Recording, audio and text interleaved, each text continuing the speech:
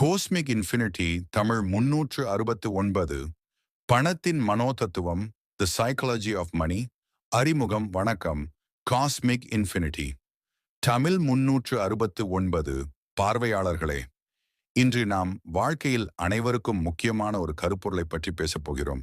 பணத்தின் மனோதத்துவம்.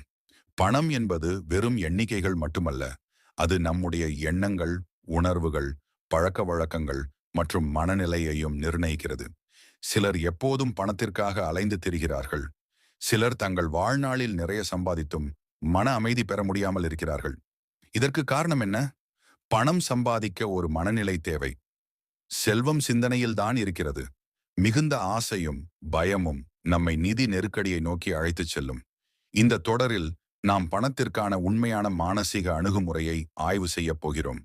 பணக்காரர்களின் மனக்கோட்பாடுகள், பணத்தை மேலாண்மை செய்வதற்கான உன்னத நுட்பங்கள், முதலீட்டின் முக்கியத்துவம் மற்றும் வாழ்க்கையில் உண்மையான நிதி சுதந்திரம் அடைவதற்கான வழிகள் பற்றியும் விரிவாக காண்போம். நீங்கள் பணத்திற்காக வேலை செய்கிறீர்களா அல்லது பணம் உங்களுக்காக வேலை செய்கிறதா? இந்த பயணத்தில் நீங்களும் எங்களுடன் இணைந்து கொள்ளுங்கள்.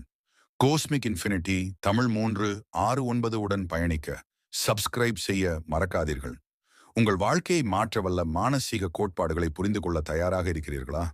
இது உங்கள் கோணத்தையும் வாழ்வையும் மாற்றப் போகிறது. Blast of.